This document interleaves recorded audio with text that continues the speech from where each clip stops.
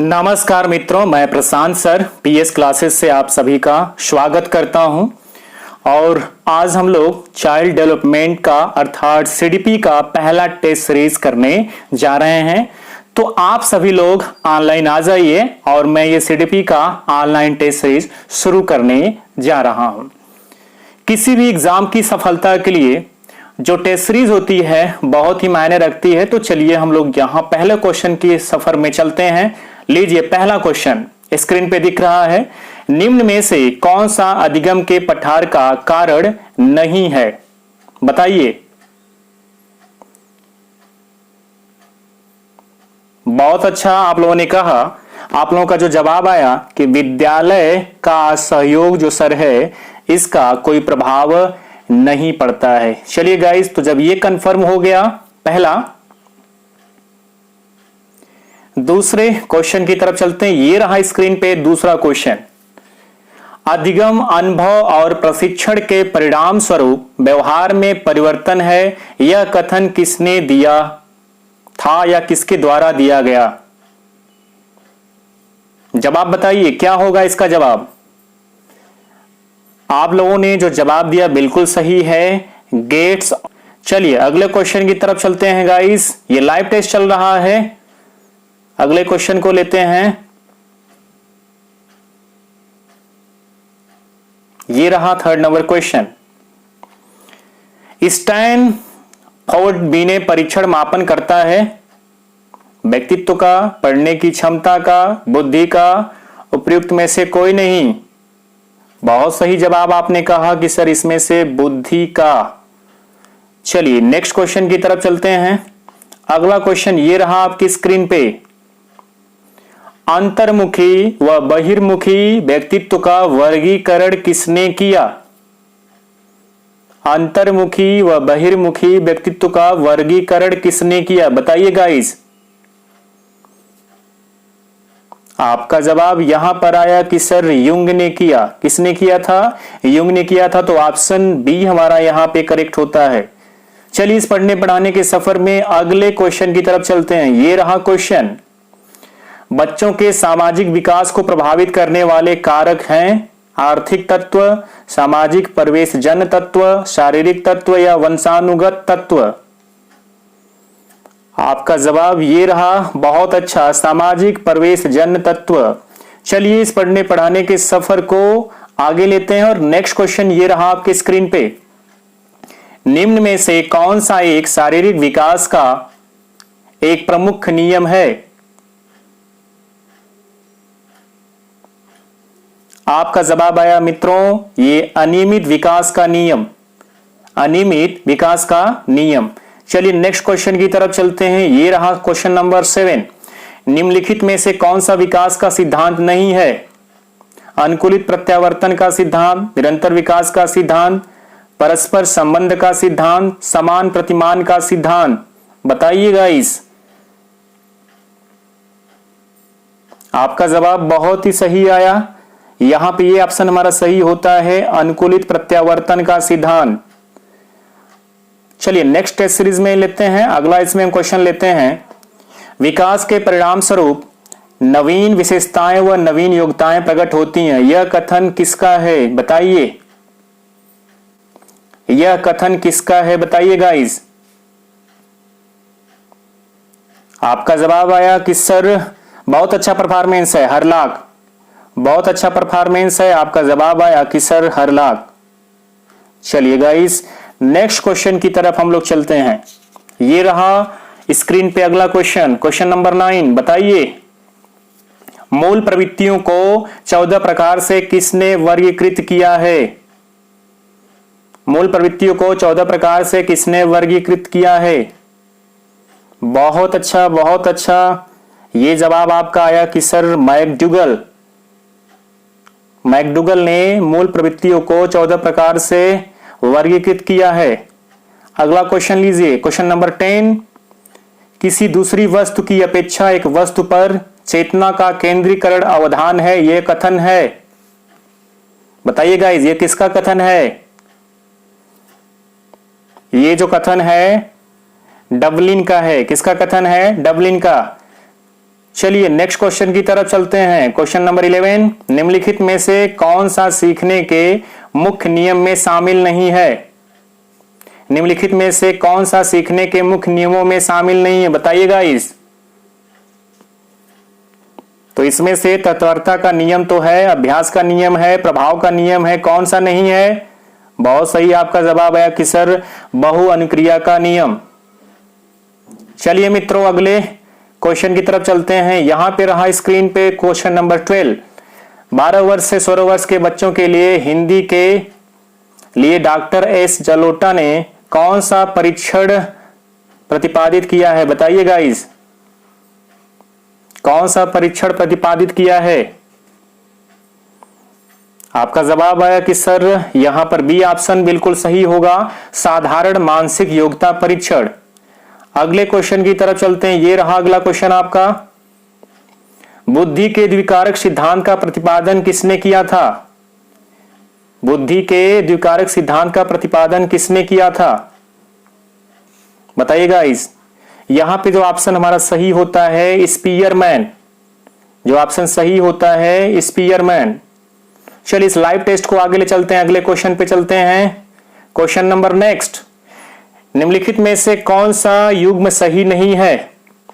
सीखने के उद्दीपन अनुक्रिया सिद्धांत थॉर्नडाइक, सीखने का क्रिया प्रसूत अनुबंधन सिद्धांत बी एफ स्किनर, सीखने का क्लासिकल सिद्धांत पावलर, या सीखने का समग्र सिद्धांत हल। बताइए इसमें से, बताइए गाइस, चेक करिए अपने नॉलेज को।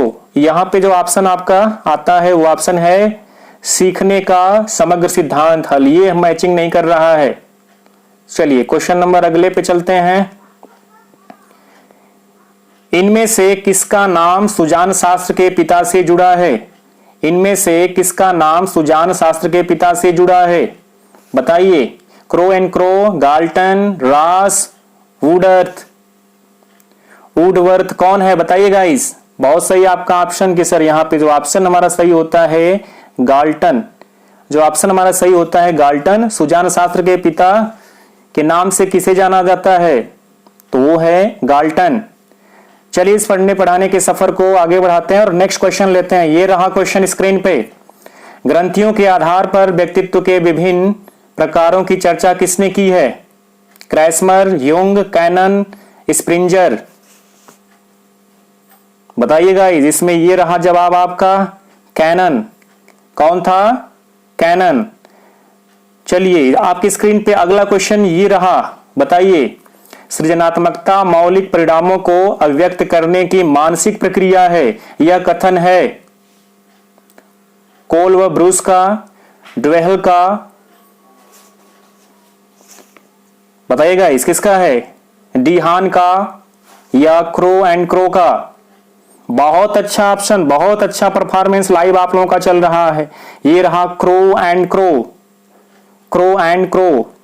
अगला क्वेश्चन यहां पे लीजिए। 18, विद्रोह की भावना की प्रवृत्ति निम्न में से किस अवस्था से संबंधित है, बताइए। बाल्यावस्था, शैशवावस्था, पूर्व किशोरावस्था, मध्य किशोरावस्था। आपका जवाब सही आया बिल्कुल, पूर्व किशोरावस्था। चलिए अगले क्वेश्चन को लेते हैं। ये रहा आपका 19 क्वेश्चन। सीखने की वह अवधि जब सीखने की प्रक्रिया में कोई उन्नति नहीं होती है कहलाती है। सीखने की वह अवधि जब सीखने की प्रक्रिया में कोई उन्नति नहीं होती है कहलाती है। सीखने का वक्र, सीखने का पठार, स्मृति, अवधान। बताइएगा इसमें क्या होगा। जब आपकी सीखने की प्रक्रिया बिल्कुल रुक जाती है तो क्या होता है? सीखने में पठार बन जाता है। क्या बन जाता है? बी ऑप्शन, सीखने में पठार बन जाता है। ये रहा 20 क्वेश्चन। बुद्धिलब्धि निकालने का सूत्र क्या है, बताइए। बुद्धिलब्धि निकालने का सूत्र क्या है, इसमें से कौन सा सही होगा? बहुत अच्छा आपने कहा सर, मानसिक आयु बट्टे, यहां पे थोड़ा सा मिस्टेक हुई है गाइस, मानसिक आयु बट्टे वास्तविक आयु होगी। देखिए क्या होगा गाइस, यहां पर मैं फिर से समझाता हूं। मानसिक, ये हो जाएगा मानसिक, और फिर बट्टे क्या हो जाएगा? वास्तविक।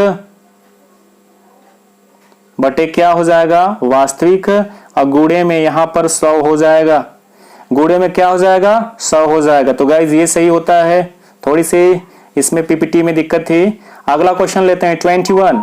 सीखने में प्रयास व भूल का प्रतिपादन किसने किया? सीखने में प्रयास व भूल का प्रतिपादन किसने किया? कोहलर, पावलोव, थॉर्नडाइक या गेल्स्टाड? बहुत ही अच्छा क्वेश्चन है, बहुत ही फेमस क्वेश्चन है, बहुत अच्छा आपका जवाब कि सर थॉर्नडाइक, बहुत अच्छा।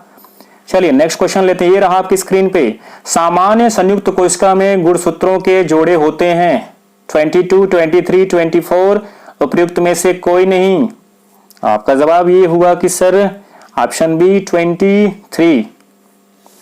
चलिए इस पढ़ने पढ़ाने के सफर को आगे लेते हैं, 23 के क्वेश्चन पे बात करते हैं। कोहलर निम्न में से किससे संबंधित है? कोहलर निम्न में से किससे संबंधित है? अभिप्रेरणा का सिद्धांत, विकास का सिद्धांत, व्यक्तित्व का सिद्धांत, अधिगम का सिद्धांत?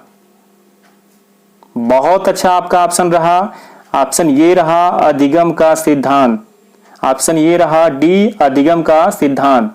चलिए लाइव क्लास में आप लोग जवाब देते रहिए। 24 क्रिया प्रसूत अनुबंधन सिद्धांत का प्रतिपादन किया। क्रिया प्रसूत अनुबंधन सिद्धांत का प्रतिपादन किया, बताइए किसने किया है? बताइए गाइस किसने किया है? तो ये ऑप्शन हमारा यहां पर डी सही होता है, स्किनर। किसने किया है? स्किनर ने। अगले क्वेश्चन को हम यहां पर लेते हैं, चलिए बताइए। बुद्धि के तरल क्रिस्टलीय प्रतिमान के प्रतिपादक कौन थे?